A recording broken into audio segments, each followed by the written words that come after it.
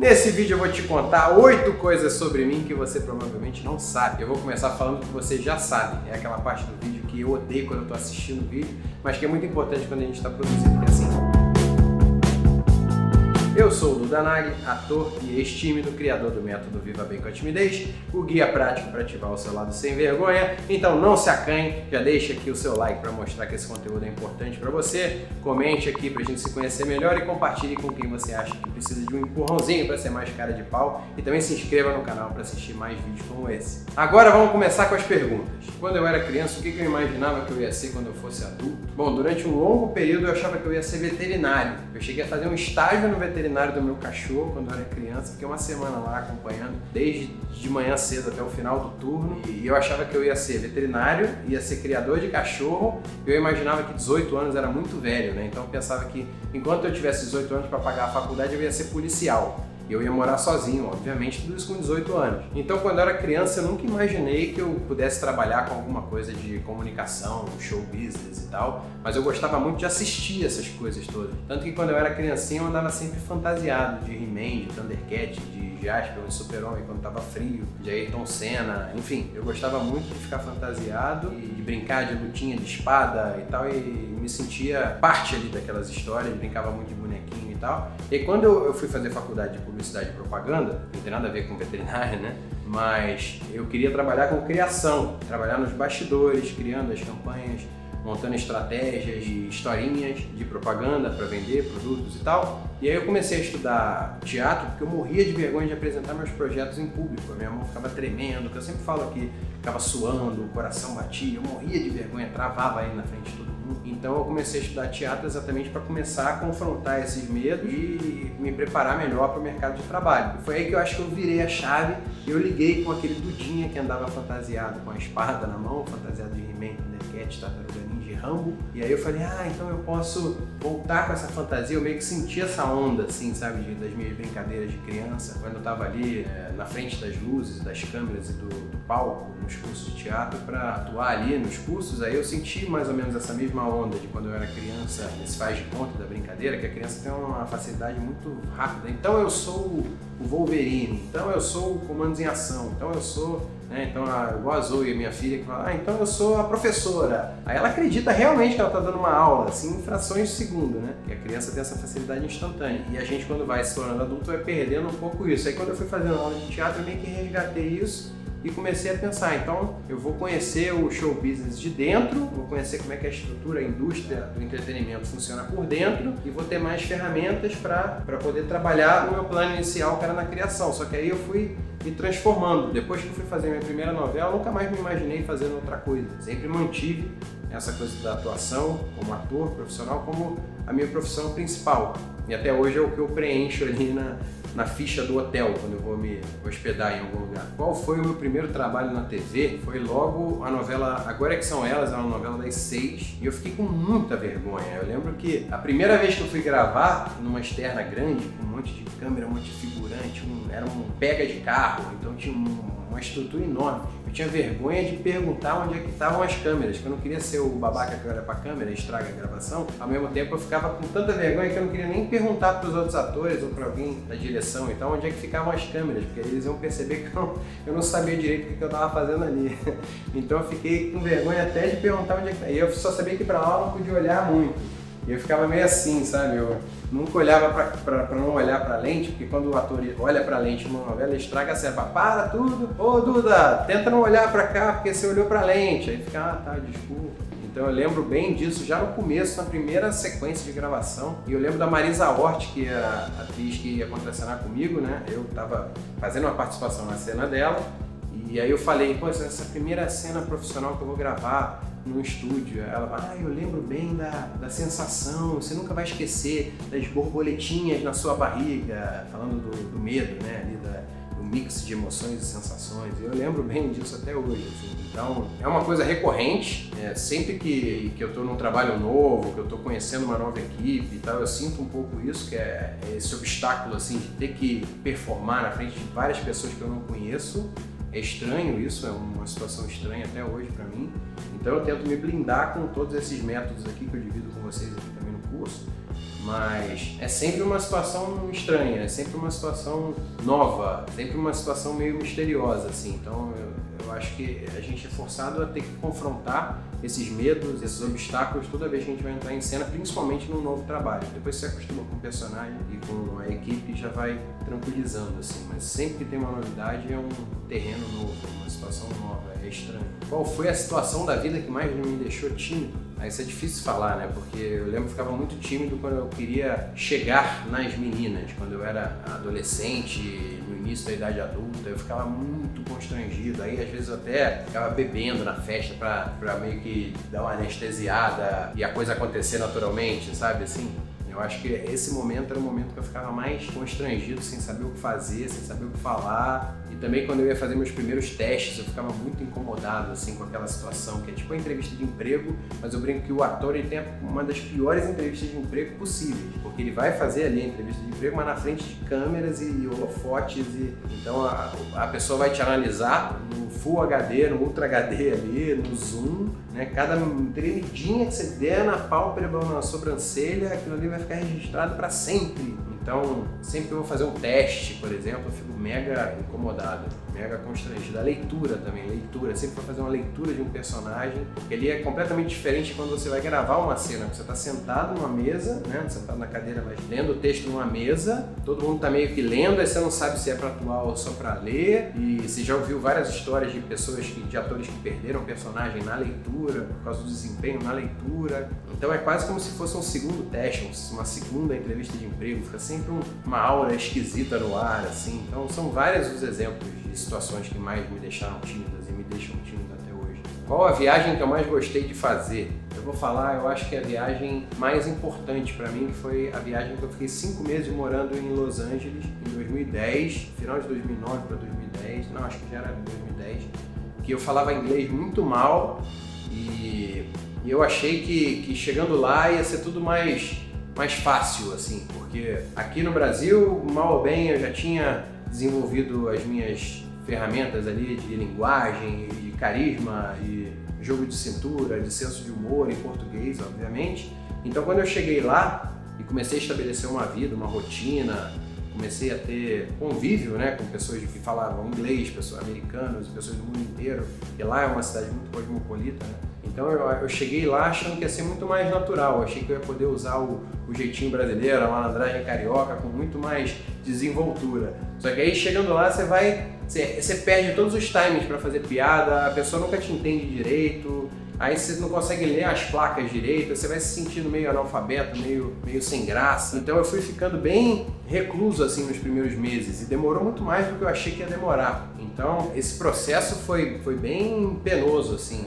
Eu achei que ia ser muito mais fácil, muito mais natural, muito mais simples, mas pelo contrário. Aí o que eu fui fazer? Eu ficava sentado estudando, comecei a ver um monte de aula em inglês no YouTube, comecei a escrever bastante no caderno, comecei a recorrer a várias técnicas que eu usava para a minha preparação como ator, para usar para técnica para aprender outra língua, e aí eu fui me esforçando para estender os papos nas lojas. Um recurso muito bom é você ficar pedindo informação em loja, porque o vendedor ele é sempre muito solícito, ele está sempre ali muito...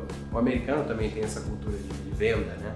Então ele sempre vai te dar uma aula de inglês grátis. É só você mostrar interesse por algum determinado produto quando você está numa loja. O perigo é que ele pode ver que você é brasileiro, e lá em Los Angeles, por exemplo, tem muito mexicano, muita gente de latina, então eles vão querer falar em espanhol com você, você vai querer ficar puxando para o inglês, e aí o cara vai querer puxar para o espanhol, ele vai mandar aquele Spanglish, que é a mistura do espanhol com o inglês, aí você vai ter que recorrer ao portunhol, aí fica uma conversa de maluco. Então eu acho que essa foi uma viagem ali que foi muito importante também para me jogar, sabe, no mundo. E é engraçado que eu já tinha superpoderes sociais, porque eu já fazia novela há muitos anos aqui no Brasil. Então aqui eu era convidado para as festas, eu podia entrar nos lugares com muita facilidade. Até quando eu não tinha convite, eu chegava na porta, conhecia, não sei o que, acabava entrando. E lá todos esses superpoderes foram reiniciados. Ali eu perdi tudo, e então nesse sentido também foi mais desafiador também para desenvolver outros traquejos sociais, para descobrir outras ferramentas de linguagem, de malandragem, de jogo de cintura. Então essa sem dúvida foi a viagem que mais me transformou até hoje. Qual foi a coisa mais nada a ver que eu já fiz na vida? Deixa eu pensar aqui. Eu lembro que, sempre que eu vou contar, eu lembro que eu comecei a fazer novela, estava começando a vencer a timidez para performar personagens em situações de cena. Só que aí eu vi que junto com isso tinha todo um pacote que eu não estava meio que ponderando direito, que é, primeiro, você levar o cara da novela junto com você no restaurante, né? Não tem como você desligar a pessoa jurídica da pessoa física, né? Você acaba levando o cara da novela, o cara da televisão junto com você. Então isso desperta a atenção de pessoas que vêm falar com o cara da novela, que no caso é você. Aí você meio que não tem como desligar isso, e eu sempre gostei de passar desapercebido, de me misturar, de ser uma pessoa mais observadora, mais introvertido. Tava começando a vencer a timidez, então isso me jogava em situações que me deixavam muito desconfortável o tempo todo. E aí depois eu comecei a participar de vários programas, programa de auditório, programa de... Eu então fui no Faustão, no Luciano Huck, na Marília Gabriela, um monte de situação que eram conversas mais profundas, aí conversas de auditório também ali, tipo arquivo confidencial do Faustão, mostrando imagens do meu pai quando eu era bebezinho, mostrando depoimentos dos meus amigos, aí com a plateia, não sei o quê. Eu ia me jogando numa situação de falar, cara, o que eu tô fazendo aqui? E eu super distraído, me olhando no monitor, vendo a galera ali, a plateia, vendo o funcionamento da TV, super curioso, então é assim que eles gravam. E aí, o que você acha disso? Aí vem um microfone assim, você tem que responder alguma coisa inteligente, de um jeito, tem que mandar bem ali, né, desempenho nesses programas todos. Eu lembro uma vez que eu tive que recitar um poema vestido de alface na frente da Angélica no programa Video Show, que era o videogame, era um game que eu participei até umas 3, 4 vezes, assim. Mas essa foi uma vez que eu, caraca, o que eu tô fazendo da minha vida? Sabe assim, que me deu aquela consegui me ver de fora na situação. Quando eu vi, eu tava tudo de verde, uma folha de uma coisa de alface gigante recitando um poema, sei lá, do Carlos Drummond de Andrade, com várias câmeras gravando aquilo. Foi uma situação que me deu um estalo assim de caraca, onde é que eu tô? Como é que eu vim parar aqui? Foi muito engraçado e tal, mas foi um momento que eu dei uma realizada assim, de caraca, o que eu fui fazer? Onde é que a vida me trouxe? Em que momento você se descobriu o Homem Invertido, né? Eu acho que eu fui me descobrir no Homem Invertido quando eu li o livro O Poder dos Quietos, da Susan Cain, que é o The Power of Introverts in the World That Can't Stop Talking. O poder dos introvertidos no mundo que não para de falar. Eu não sei qual que é a tradução literal aqui. E aí ela fala muito dessa coisa de que você não é introvertido definitivamente ou extrovertido, que a vida pode te fazer uma transição assim gradual ao longo da vida. E aí eu fui realizando assim, primeiro pela profissão que eu escolhi, né? Mas antes disso pela mãe que eu tinha, que eu nasci, minha mãe era apresentadora do jornal Hoje e fazia as entrevistas de sábado da TV Globo, aí todo mundo conhecia a minha mãe em todo lugar que eu ia, com ela ou sem ela, eu sempre levava junto comigo o filho da apresentadora de TV, da jornalista e tal. E aí depois a profissão que eu escolhi, depois a mulher que eu escolhi para ser a minha esposa. Então tudo isso foi juntando, e depois essa coisa de rede social, eu fui também, eu sou meio 880, então demorei anos e anos, em 2012 ou 2013, acho que 2013, eu cedi e comecei a criar perfis no Instagram, no YouTube, Facebook e tal. Antes disso eu não tinha nem e-mail, eu não tinha smartphone, não tinha e-mail, eu era meio rebelde assim, eu tinha aversão a essas tecnologias. Estava numa fase, eu fui tipo early adopter, fui um dos primeiros a ter smartphone dos meus amigos, gravava vídeos de bastidores, fazia foto de tudo, fazia foto da comida que eu estava comendo e tal, mas aí depois eu vi que eu dei um passo maior com a perna e fiquei com aquela repulsa e desisti quando o mar estragou um celular meu quando eu estava jogando altinha, jogando futebol aí na praia do Rio. Meu celular estragou porque o mar molhou o meu BlackBerry Slim, e aí eu falei, pô, pra que eu ando com um patrimônio no bolso? Aí eu passei a andar com aquele telefone de abrir e fechar, sei que isso não tem nada a ver com o assunto, mas me empolguei aqui. E aí passei a andar com o celular mais baratinho que tinha da Nokia, e parei de abrir e-mail, fiquei meio rebelde contra as tecnologias, eu ficava olhando assim os atrizes que trabalhavam comigo, essa juventude tá perdida, esse pessoal não sai do celular, e ficava pensando assim, hoje eu tô nessa também, eu fico ali mexendo em WhatsApp, Instagram, YouTube, Facebook. Aí que eu fui percebendo, quando eu li o livro, voltando aqui, né, a pergunta, foi aí que eu percebi que eu já não podia mais falar que eu era um introvertido, porque eu já estava muito acostumado a virar a chave, a fazer lives e fazer stories e falar com todo mundo nos lugares, e sempre tinha gente na minha casa o tempo todo. Aí eu fui realizando que eu acho que eu estava muito mais próximo do que a autora chama de ambivertido, que é o meio termo ali, do que o extrovertido. Eu ainda preciso de uns momentos ali para recarregar as energias, ficar sozinho um pouco, ficar mais tranquilo. Então tem uns dias que eu fico ali, não quero nem responder essas mensagens, eu fico um dia inteiro sem fazer stories. Mas só de falar um dia inteiro, como se fosse muito, já mostra que eu já não sou mais o introvertido que eu era, quando eu nem tinha rede social. Então, hoje em dia eu tô sempre devendo vídeo, tem sempre um monte de gente criando expectativa. Cadê o vídeo? Você mandou o vídeo? Você fez a foto? Não, hoje eu fiquei na minha, decretei feriado.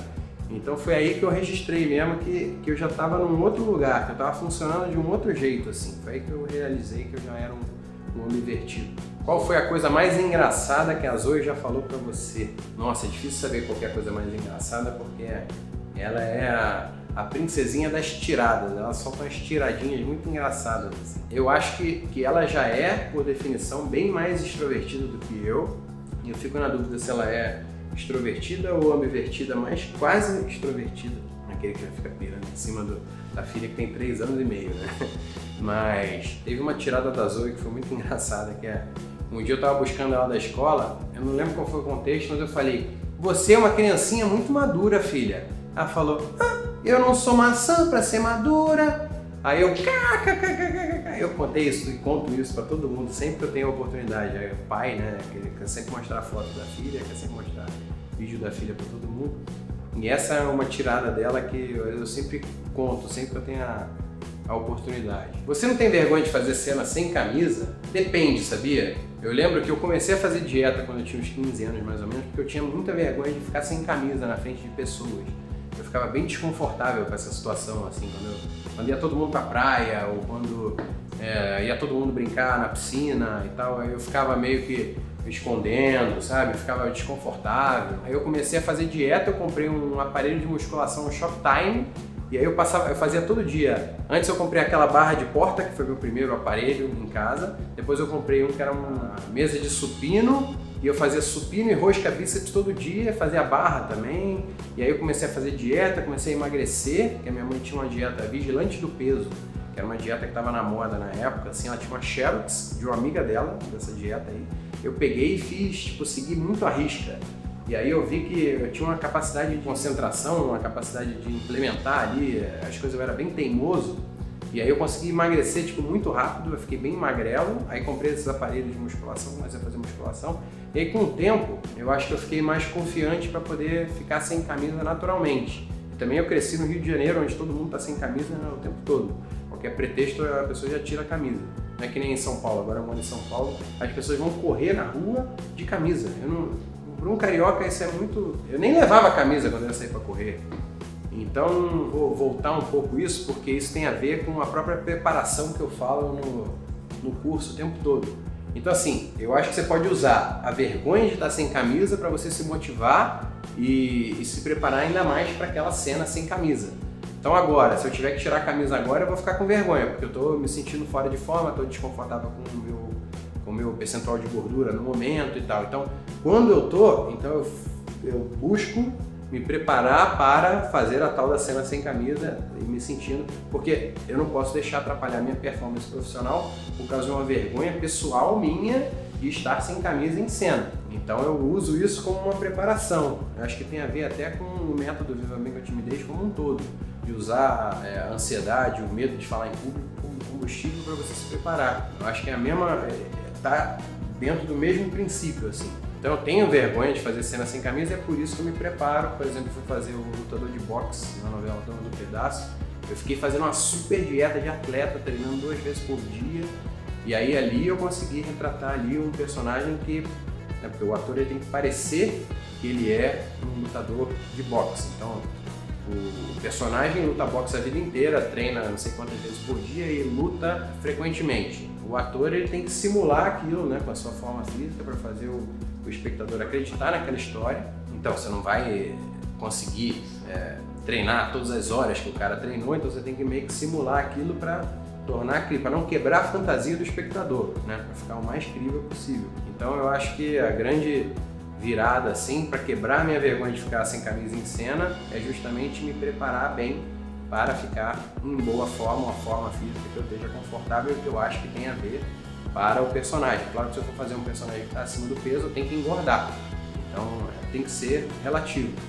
Então isso, a minha vergonha de estar sem camisa em cena gira em torno disso. Percebeu aqui com as respostas que a timidez sempre me acompanhou, né? Mas ela nunca me paralisou. E se você também quer trabalhar esse seu lado, não deixe de baixar gratuitamente aqui o meu e-book e a prática para diminuir a sua timidez a partir de hoje, porque nele você vai ter acesso a técnicas para ativar o seu lado sem vergonha e conseguir trabalhar melhor o seu lado tímido para fazer esse sentimento não paralisar a sua vida. Muito obrigado por assistir esse vídeo até o final e eu espero ver vocês nos próximos vídeos aqui da série Viva Bem com a Timidez. Tchau!